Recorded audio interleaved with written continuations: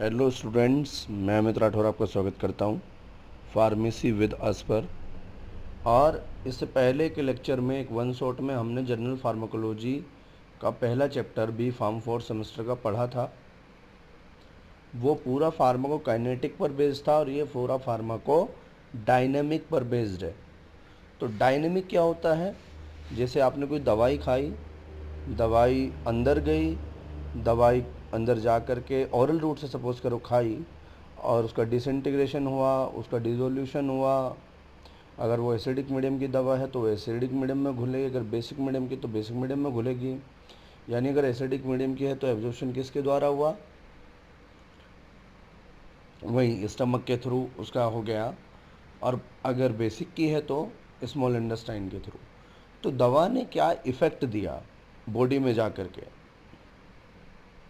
दवा गई, दवा ने जाकर के जो इफ़ेक्ट दिया वही फार्माकोडायनेमिक है। दवा दो प्रकार के इफेक्ट देती है, डिज़ायरेबल या अनडिज़ायरेबल। आपने कोई एंटीबायोटिक खाया, कोई फीवर की दवा खाई या एक्स वाई जेड, सिंपल भाषा में समझते हैं, कोई दवा खाई आपने, एक एंटीबायोटिक ही खाया।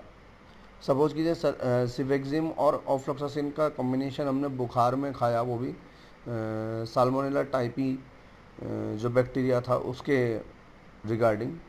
और उससे जो हमें वो तो बैक्टीरिया मर गया, टाइफाइड ख़त्म हो गया, पर उसके अलावा कोई हमें साइड इफ़ेक्ट मिला या कोई अदर इफ़ेक्ट मिला तो वो हमारा अनडिज़ायरेबल इफ़ेक्ट है। तो अनडिज़ायरेबल इफ़ेक्ट देगी या डिज़ायरेबल इफ़ेक्ट देगी? हम ड्रग इफ़ेक्ट की स्टडी इसमें करते हैं कि बॉडी पर कैसा इफ़ेक्ट देती है ड्रग। ठीक है, उल्टा पहले वाले में डायनेमिक में क्या पढ़ रहे थे, बॉडी कैसा इफ़ेक्ट देती है ड्रग पे, और अभी पढ़ रहे हैं ड्रग कैसा इफ़ेक्ट देती है बॉडी पे। क्योंकि ड्रग जो रिलीज़ होती है, their specific targeting sites and they give their effect, as you know. तो देखिए, फार्माकोडायनेमिक की जो डेफिनेशन दी गई है, study of drug effect on body. Study of drug effect on body, drug के इफेक्ट, प्रभाव की स्टडी करते हैं हम शरीर पर। फोकस ऑन मैकेनिज़्म, मैकेनिज़्म पर देखिए, हर एक ड्रग का अलग अलग मैकेनिज़्म होता है, हर मोड ऑफ एक्शन अलग अलग होता है। बायोकेमिकल एंड फिजियोलॉजिकल एक्शंस हम देखते हैं। ठीक है। एक्सप्लोर्स ड्रग रिसेप्टर इंटरेक्शंस, आपको पता है ड्रग एब्जॉर्प्शन के बाद डिस्ट्रीब्यूट होती है और there they bind with their specific receptors, है ना।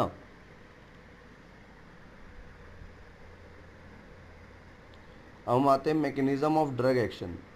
ड्रग का मैकेनिज्म एक्शन जब हम पढ़ते हैं तो अलग अलग तरीके से होता है। फिजिकल में अगर बात करें, एक्टिवेटेड चारकोल, एड्जॉर और टॉक्सिन्स। जो एक्टिवेटेड चारकोल आप देते हैं टॉक्सिसिटी में, या कुछ ने किसी ने कुछ विषैला पदार्थ खाया है उस स्थिति में, तो एक्टिवेटेड चारकोल कैसा काम करता है? जब वो जाता है अंदर तो वो एड्जॉर्बेंट का काम करता है। आपने बहुत सारी कोरियन मूवी में सुना भी होगा कि जहर का केस है, कौन सा जहर खाए, ये खाया, चलो एक्टिवेटेड चारकोल लेके आओ। ठीक है, तो वो एड्जॉर्बेंट होता है। एड्जॉर्बेंट मतलब जो वो जो टॉक्सिक है या जो टॉक्सिन्स है उनको एड्जॉर्ब कर लेता है अपने सरफेस पर। केमिकल, केमिकल में आपको पता है जितनी दवाएं हैं बेसिकली, जैसे कि antacid neutralize the gastric acid, आपको पता है एंटासिड। एंटासिड कैसी दवा है? These are those drugs which works against the acidity, है ना। जो एसिडिटी कहते हैं ना, मम्मी लोग के खाने का सोडा खा ले घर में जब एसिडिटी बनती है, या फिर डाइजीन ले ले, तो वही होता है। मैग्नीशियम हाइड्रोक्साइड और एल्युमिनियम हाइड्रोक्साइड के जेल के जो सिरप आते हैं वही एंटासिड कहलाते हैं, क्योंकि वो बेसिक नेचर के होते हैं। और एसिडिक और बेसिक जब रिएक्शन होती है तो वो न्यूट्रलाइजेशन होती है, आपको पता है। Receptor mediated drug bind specific. ठीक है, रिसेप्टर मीडिएटेड में आपको पता है कि ड्रग, जैसे कि हर चाबी की अलग अलग ताला है या हर ताले की अलग अलग चाबी है। कहते हैं ना, हमारे यहाँ कहते हैं कि जोड़ा ना, और जोड़ा और संयोग जो परमात्मा ऊपर से बना के भेजता है, इसी तरीके से रिसेप्टर स्पेसिफिक है उस ड्रग के लिए कि मैं तो उसी का रिसेप्टर हूँ जिस ड्रग का हूँ। जैसे कि opioid receptor, mu kappa delta, ये सब मॉर्फिन डेरिवेटिव्स के लिए है। एंजाइम इनिबिटर्स, इनिबिशन, आपको पता है कि एंजाइम इनिबिटर वो होते हैं, जैसे कि आपने बीपी की दवा देखी होंगी, एसी इनिबिटर एक क्लास आती है, उसमें क्या होता है आपको पता है, किडनी से रेनिन निकलता है, रेनिन से एंजियोटेंसिन फर्स्ट बनता है और एंजियोटेंसिन फर्स्ट से सेकंड बनता है। उससे क्या होता है, हमारा बीपी बढ़ता है। तो उसको जो फर्स्ट से सेकंड में जो बदलता है वो होता है एंजियोटेंसिन कन्वर्टिंग एंजाइम। क्या होता है, ध्यान से सुनेंगे, एंजियोटेंसिन कन्वर्टिंग एंजाइम। दवा वहाँ पर वर्क करती है और उसको रोक देती है। जब वो कन्वर्टर ही रुक गया, जैसे कि ठीक इसी तरीके से कन्वर्टर को मानिए पीडीएफ से वर्ड में बदलते हैं आप, उसी तरीके से वो एंजियोटेंसिन फर्स्ट से सेकंड में बदलता है, या वर्ड से आप पीडीएफ में बदल रहे हैं आई लव पीडीएफ द्वारा, तो आपको सब पता है। मेम्ब्रेन अल्टरेशन क्या होता है मैकेनिज्म में, इसमें बहुत सारे चैनल्स होते हैं, आयन गेटेड चैनल्स, ठीक है। क्लोराइड आयन अंदर आया तो जैसे कि इसमें रिपोलराइजेशन, डिपोलराइजेशन और हाइपर पोलराइजेशन होता है, ठीक है। रीपोलराइजेशन को समझेंगे। रीपोलराइजेशन का मतलब है ऋणात्मक, याद रखना हिंदी में ऋणात्मक किसको बोलते हैं, जिसमें नेगेटिव चार्ज होता है ना। तो नेगेटिव चार्ज अगर जाता है तो वो रीपोलराइजेशन। डीपोलराइजेशन धनात्मक, डीपोलराइजेशन क्या होता है, धनात्मक। डीपोलराइजेशन मतलब पॉजिटिव चार्ज अगर अंदर जाते हैं, क्योंकि आपके पास रहते हैं इंटरसेलुलर आयन रहते हैं, एक्स्ट्रासेलुलर आयन रहते हैं, आपको पता है, कैटायन एनायन। और हाइपर पोलराइजेशन में क्या होता है कि जब नेगेटिव चार्ज बहुत ज़्यादा अंदर जाता है, जैसे कि बेंजोडाइजिपिन के केस में, वो सीएनएस को डिप्रेस करती है। अब रिसेप्टर थ्योरीज आया, तो रिसेप्टर थ्योरीज में बहुत अलग अलग थ्योरी दी, जो अलग अलग आए उन्होंने अलग अलग थ्योरी दी। एक होता है ऑक्यूपेंसी थ्योरी या ऑक्यूपाइड थ्योरी, ठीक है। ये कहती है कि जितना जितना जो आपका रेस्पॉन्स है वो डायरेक्टली प्रोपोर्शनल टू है रिसेप्टर ऑक्यूपाइड। जी हाँ, आप एक बात मान के चलिए, 100 पार्टिकल ऑफ ड्रग हैं या बहुत सारे ड्रग्स हैं और बहुत सारे रिसेप्टर हैं, तो जितना ज़्यादा ड्रग रिसेप्टर से बाइंड होगी उतना ज़्यादा इफेक्ट आने के चांसेस होंगे, क्योंकि रिसेप्टर एक्टिवेट होगा। समझ में आ रही बात।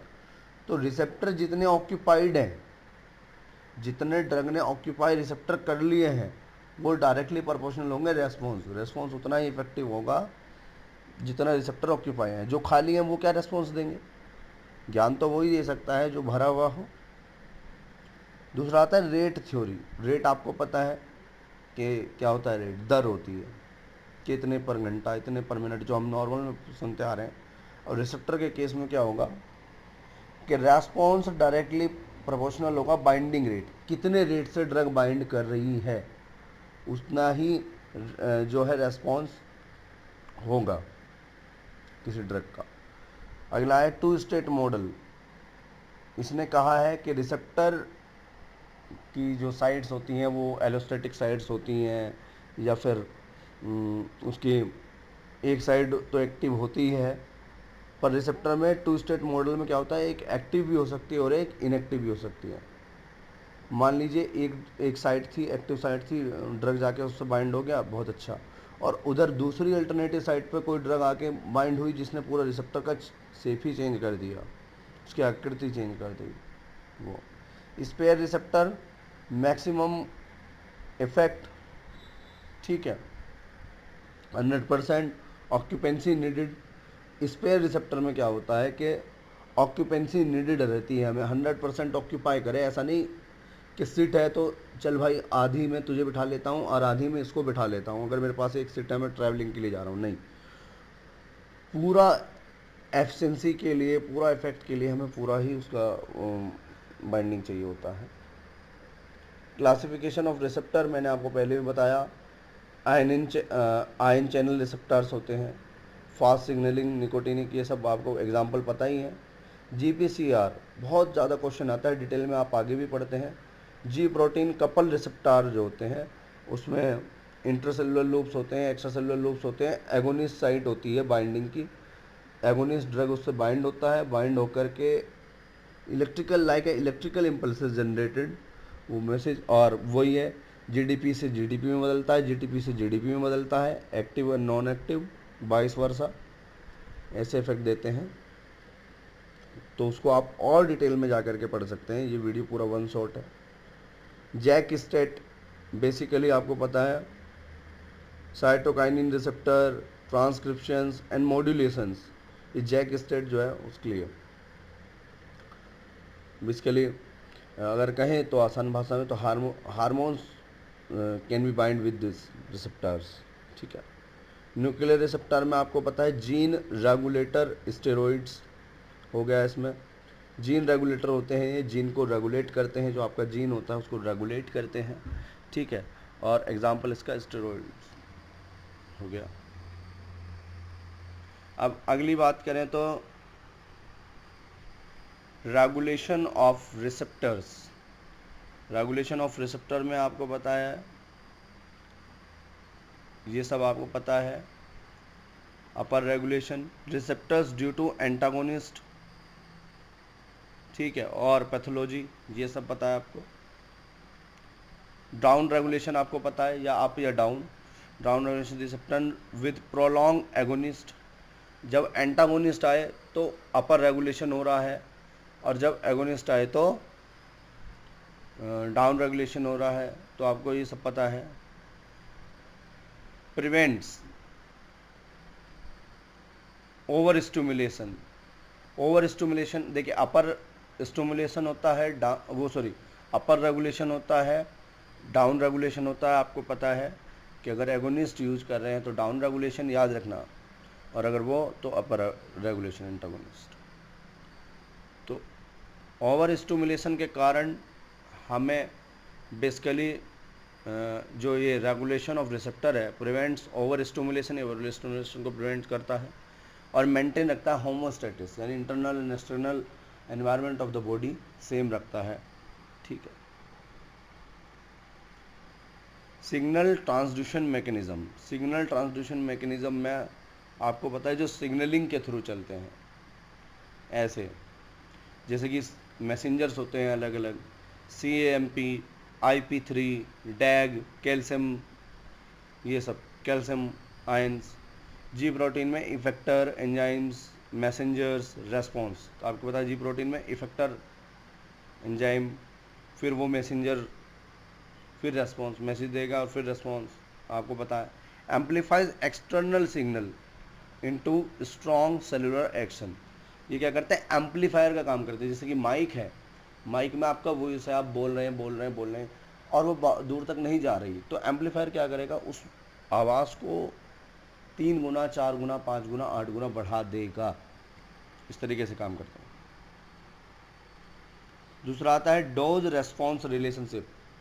डोज रेस्पॉन्स रिलेशनशिप में आपको पता ही है कि कर्व होते हैं डोज के अलग अलग, वो आप बुक से भी देख सकते हैं। एक्चुअल में मेरा लैपटॉप उतना वर्किंग नहीं कर रहा, तो मैंने एक ऐसे ही बना दिया आपको समझाने के लिए ये कि अब कर्व डोज की जब बात करें, पहला, ठीक है, तो रेस्पॉन्स तो मिलना ही है आपको एक कर्व पर। देखिए एक आपको मैं अगर मोटा मोटा बात बताऊं तो थेरेप्यूटिक रेंज की यहाँ पर बात करेंगे डोज रेस्पॉन्स रिलेशनशिप में। क्या हुआ, आपने एक डोज दी, सपोज कीजिए कोई डोज चली थी 0.25 क्लोनाज़ेपाम की या किसी भी और ड्रग की, कोई भी ड्रग। अब वो मिनिमम डोज आपने शुरू में खाई और मिनिमम डोज खा करके एक, ठीक है, एक रेंज तक, जो मिनिमम रेंज थी उस तक उसने अपना इफेक्ट दिया, ठीक है।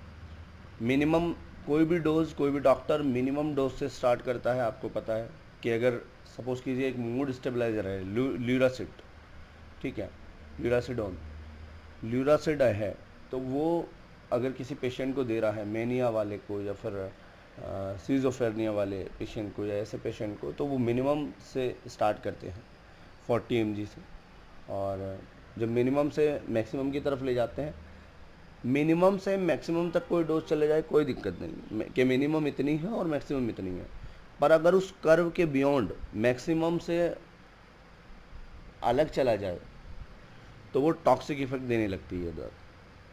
ठीक है, ये मैंने आसान भाषा में आपको बता दिया, आपको उलझाने वाली बात नहीं है। ठीक है, EC50 50% of max effect dose, जो मैक्सिमम इफेक्ट है 50% ऑफ इट को हम बोल दिया EC50। E max maximum achievable effect. E max होता है इफेक्टिव डोज, वो इफेक्टिव डोज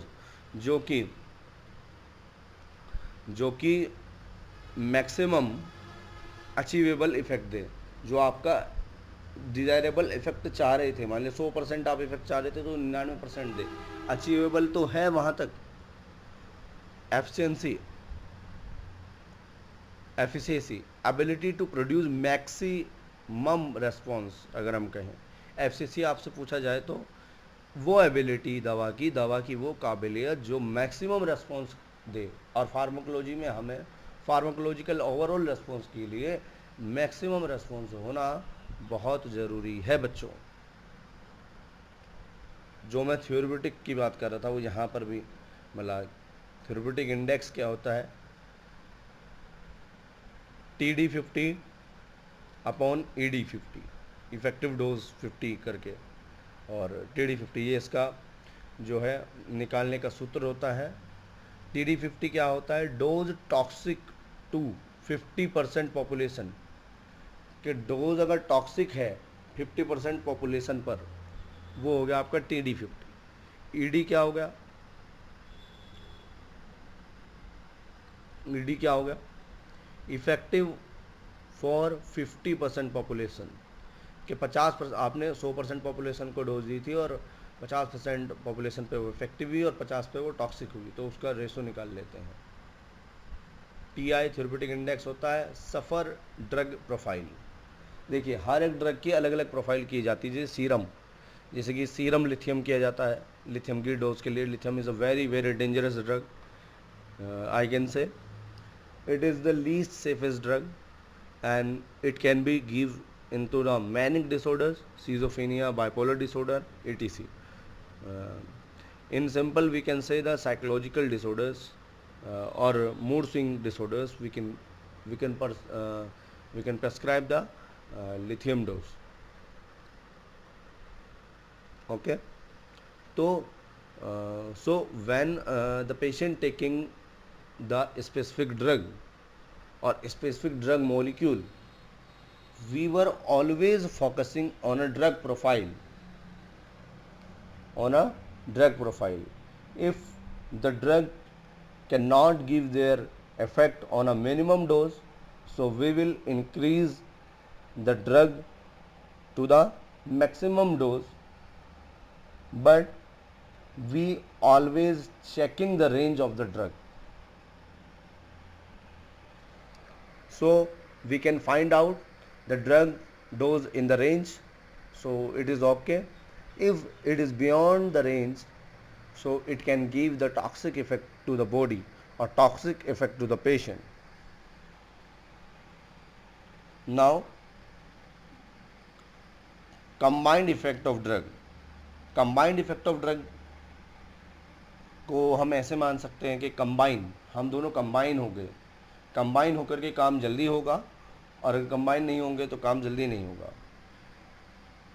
एक होता है एडिटिव, एक होता है सिनर्जिस्टिक, एक होता है एंटागोनिस्टिक, ये सब होते हैं।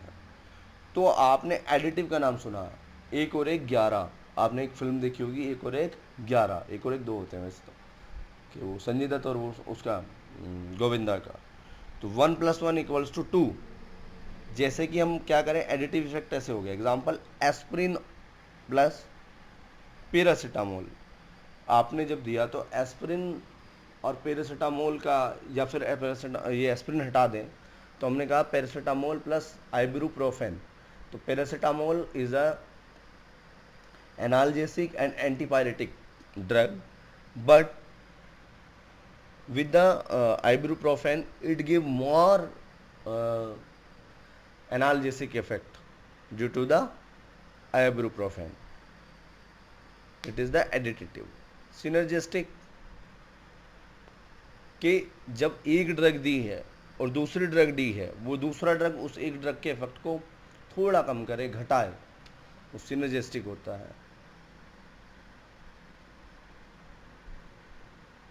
है ना। और एंटागोनिस्टिक, आपको पता है एंटागोनिस्ट होते हैं, ये क्या काम करते हैं एंटागोनिस्ट, बेसिकली ये अगेंस्ट काम करते हैं, ये ध्यान रखिए कि मॉर्फिन प्लस नैलेक्सोन, ये आपको पता ही है, तो ऐसे काम करते हैं। एंटागोनिस्ट का तो आपको पता है, जो भी एंटी हाइपरटेंसिव, जिनके पीछे एंटी लगा है, दीज मैक्सिमम 90% और I can say maximum all are the antagonist. Factor modifying drug action पर बहुत क्वेश्चन पूछा जाता है एग्ज़ाम में, और एग्ज़ाम पॉइंट ऑफ व्यू से पीपीटी कभी बनाई नहीं गई, चले।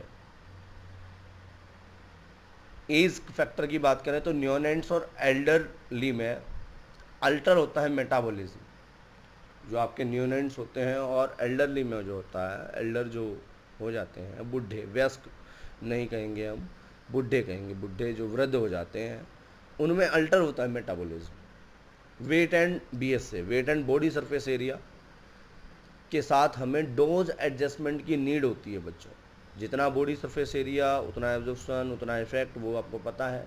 और we always calculated the dose according to the body weight और बॉडी सरफेस एरिया।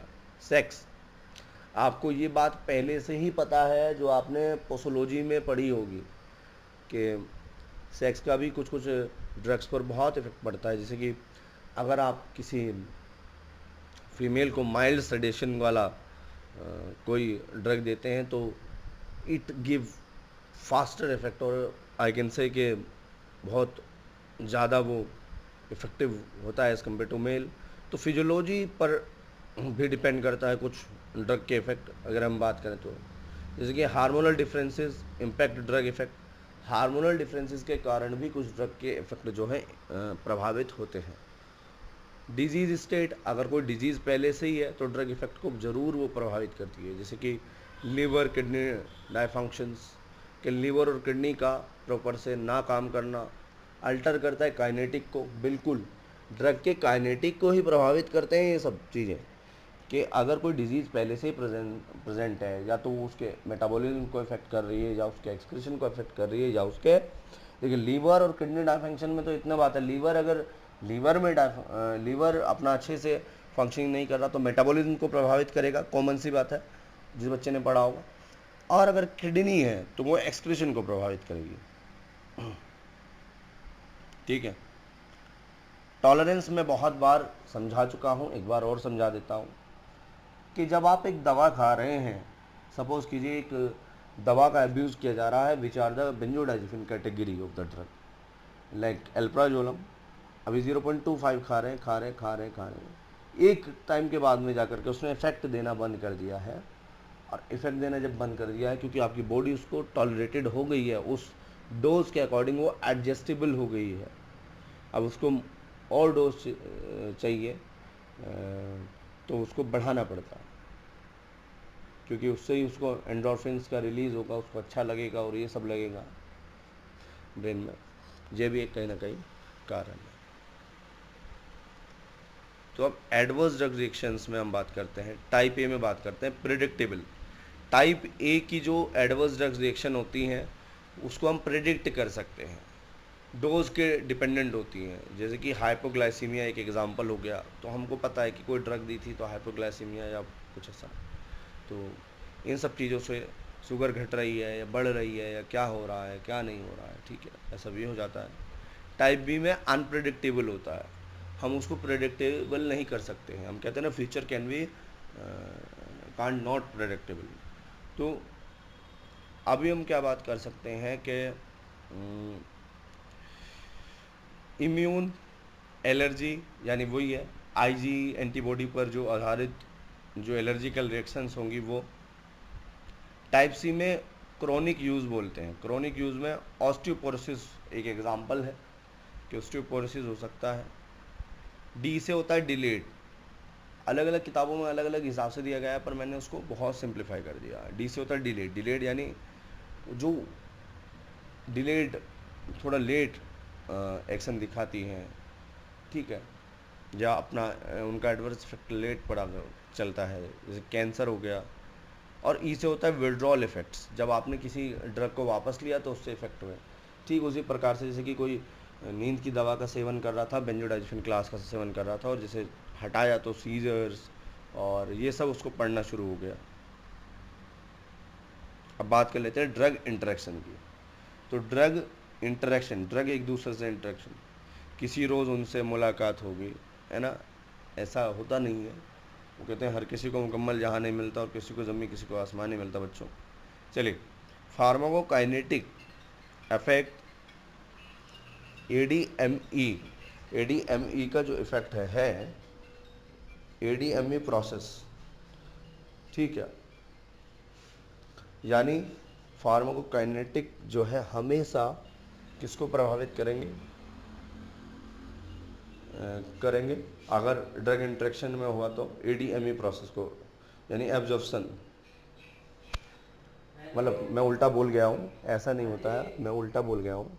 इसमें होता क्या है बेसिकली, आप ध्यान से सुनिएगा कि फार्माकोकाइनेटिक जो है, अगर ड्रग इंटरेक्शन है तो फार्माकोकाइनेटिक को प्रभावित करता है, जैसे हमने ऊपर देखा अभी ये सब, जैसे कि एब्जॉर्प्शन, एग्जांपल एंटासिड और जो आपका टेट्रासाइक्लिन्स है, या आप कहें कि जो एंटासिड है वो डिक्रीज करते हैं टेट्रासाइक्लिन के उसको एब्जॉर्प्शन को। डिस्ट्रीब्यूशन, प्रोटीन बाइंडिंग कंपटीशन होता है, ठीक है। मेटाबॉलिज्म में एंजाइम इंड्यूसर और एंजाइम इनहिबिटर्स, यानी एक ड्रग है जो आपने ली जो एंजाइम इंड्यूसर है, जो कि यानी पी साइटोक्रोम 450 जो आपके लीवर में है उसके इफेक्ट को बढ़ा देगी और फिर उससे मेटाबॉलिज्म तेज हो जाएगा। और एक इनहिबिटर है वो उसको घटा देगी और मेटाबॉलिज्म लेट होगा आपका, ठीक है। मेटाबॉलिज्म की बात कर रहे हैं। और एक्सक्रीशन, एग्जाम्पल है प्रोबेनिसिड, एग्जाम्पल है प्रोबेनिसिड। और ये क्या है, डिक्रीज पेनिसिलिन एक्सक्रीशन को ये डिक्रीज करती है, पेनिसिलिन का जो उत्सर्जन होता है जो निकलता है उसको। फार्माकोडायनेमिक्स, सिनर्जिज्म और एंटागोनिज्म एट इफेक्ट साइट को इफेक्ट करते हैं, ये आपको पता ही है। नेक्स्ट, ड्रग डिस्कवरी और प्री क्लिनिकल ट्रायल्स, आपको पता है किसी भी ड्रग की जब डिस्कवरी करते हैं तो डिस्कवरी में आइडेंटिफाई करते हैं, ठीक है। पहले उसको आइडेंटिफाई किया, जैसे कि रोवल्फिया सर्पेंटाइना है, उसको बिहार में पगला की दवा कहते हैं, एज ए एंटी डिप्रेसेंट उसको यूज़ करते हैं। तो उसकी रूट्स उसको मिलना, बायोलॉजिकल सोर्स वगैरह वगैरह। तो किसी ड्रग की डिस्कवरी अगर पहले करते थे हम, तो प्लांट सोर्स लेते थे या एनिमल सोर्स भी ले सकते हैं, अलग अलग सोर्स पर डिपेंड करता है आइडेंटिफाई करना। फिर टारगेट, फिर हिट्स और फिर लीड्स, इस तरीके से। लीड ऑप्टिमाइजेशन क्या है, इम्प्रूव करता है एफिशिएंसी और सेफ्टी को, लीड जो ऑप्टिमाइजेशन होता है। प्री क्लिनिकल ट्रायल क्या होते हैं, इन विट्रो भी होते हैं और इन वीवो भी होता है। इन वीवो और इन विट्रो में बच्चे परेशान होते हैं। इन विट्रो को फर्टिलाइजेशन नाम सुना है। इन विट्रो का मतलब है जो हम लैब में एक्सपेरिमेंट कर रहे हैं, शरीर के बाहर से कर रहे हैं, बॉडी के बाहर कर रहे हैं, और जो हम बॉडी के अंदर करते हैं उसको इन वीवो बोलते हैं, ठीक है। टॉक्सिसिटी टेस्टिंग, क्लिनिकल ट्रायल्स में अब तो मॉडर्न हो गया, तो डिसेंट्रलाइज क्लिनिकल ट्रायल्स भी आ गए हैं। तो क्लिनिकल ट्रायल्स में फेज़ 1, फेज़ 2, फेज़ 3, फेज़ 4। तो सेफ्टी जो होती है 20 से 80 हेल्दी सब्जेक्ट्स हम लेते हैं, 20 से 80 हेल्दी सब्जेक्ट्स को लेकर के हम उस पर क्लिनिकल ट्रायल्स का जो है, प्री क्लिनिकल ट्रायल के बाद ही क्लिनिकल ट्रायल होता है, ये ध्यान रखिए, ठीक है। और जितने भी हम फार्माकोलॉजी के एक्सपेरिमेंट करते हैं पहले माइस, केट या उन पर करते हैं, अभी बी फार्म में तो बैन है, आपको एक्सफार्मा सॉफ्टवेयर से आपके टीचर्स दिखा देते होंगे, अभी समझ में आ रही है बात। तो एम फार्म लेवल पे हम एनिमल हाउस होता है पूरा कॉलेजेस में और यूनिवर्सिटीज़ में, कॉलेजेस में, तो वहाँ पर हम एक्सपेरिमेंट्स करते हैं। फेज़ 1 सेफ्टी के लिए तो 20 से 80 हेल्दी सस्पेक्ट ले लेते हैं, उस ड्रग को देते हैं, उसके मॉनिटरिंग करते हैं पूरी। फेज़ 2 में एफिशिएंसी चेक करने के लिए 100 से 300 पेशेंट्स पर हम इसका एक्सपेरिमेंट करते हैं। फेज़ थर्ड में लार्ज स्केल पर 1000 से 3000 पेशेंट का करते हैं, और फेज़ 4 में पोस्ट मार्केटिंग सर्विलेंस करते हैं। ठीक है, पोस्ट मार्केटिंग सर्विलेंस करते हैं। तो इस तरीके से कोई भी ड्रग बनाने में लगभग 20 साल बच्चों लग जाते हैं। पर डिसेंट्रलाइज क्लिनिकल ट्रायल जब से आया है तो ड्रग जल्दी बन पा रही है, जल्दी हम इफेक्ट पर ध्यान दे पा रहे हैं। फार्माको विजिलेंस क्या है? फार्माको यानी ड्रग, विजिलेंस मतलब वॉच। अब ड्रग एक ऐसी ब्रांच बनाई फार्माकोलॉजी से अलग कि जो ड्रग के एडवर्स इफेक्ट की स्टडीज़ करे, उसका डाटा इकट्ठा करे। डाटा इकट्ठा करने का मतलब है कि कितने पेशेंट पर ये एडवर्स इफेक्ट दिखा रहा है, और मान लिया हमारा देश ही है, उसकी हेल्थ मिनिस्ट्री है, तो कोई भी ड्रग डॉक्टर प्रेस्क्राइब करा जा रहा है तो फार्माको विजिलेंस डिपार्टमेंट्स वहाँ से हॉस्पिटल से डाटा उठाया, इधर से डाटा उठाया, उधर से डाटा उठाया, और एक डाटा तैयार करते हैं, है ना। जैसे कि Indian pharmacopoeia commission each month safety of the drug करके एक PDF निकालता रहता है कि ये ड्रग ऐसी है, ये ड्रग वो है, ये ड्रग वो है। तो फार्माको विजिलेंस डिपार्टमेंट वही काम करता है कि उसके इफ़ेक्ट क्या आ रहे हैं, उसका एडवर्स इफेक्ट क्या आ रहा है, और एडवर्स इफेक्ट की मॉनिटरिंग करना, किसी को कोई दिक्कत ना हो। देखिए डेफिनेशन क्या है, मॉनिटर, एसेस, प्रिवेंट EDRs को जितना भी हम कम कर सकें वही उनका एक मेन मोटिव रहता है। Objective, patient satisfy rational drug use. ठीक है, आपको पता है। इन्वॉल्व बॉडीज कौन सी होती हैं? WHO होता है, ठीक है, वर्ल्ड हेल्थ ऑर्गेनाइजेशन, CDSCO होता है, और IPC इंडियन फार्माकोपिया कमीशन होता है। ये 3 बॉडीज़ हैं, अगर आपसे कभी एग्ज़ाम में पूछा जाए, 3 बॉडीज़ हैं जो बेसिकली इन्वॉल्व इसमें रहती हैं, पूरा काम करती हैं। तो MCI इसमें नहीं होता है, ठीक है, MCI का कोई रोल इसमें है नहीं ज़्यादा। तो देखिए आप लोग क्या काम कर रहे हैं, भविष्य को निर्माण करने का काम आप लोग करते हैं। तो इसी तरीके से पढ़ते रहें, और मैं कोशिश करूँगा, आज 14 तारीख हो गई है, मतलब थोड़ा सा और भी आपको लेक्चर दूंगा। देखिए सब्सक्राइबर भले ही कम हो, पर क्वालिटी मेंटेन रखने का कार्य मेरा है, और मैं कोशिश करता हूँ। अगर गलत भी हो जाता हूँ तो आप कमेंट सेक्शन में बता सकते हैं, मैं क्योंकि बिज़ी बहुत शेड्यूल रहता है, मैं आपको वहीं के वहीं जवाब दूँगा। ठीक है, कोई दिक्कत वाली बात नहीं है। चैनल को सब्सक्राइब रखिए, और फ्री कंटेंट आने वाले समय में हम डिप्लोमा के लिए भी लेकर के आएंगे। श्योर, बिल्कुल हम फ्री पर काम करेंगे। हम आपसे एक पैसा ना लेना चाहते हैं, ना कभी लेंगे। This is my promise to you all. Thank you, और शेयर कीजिए।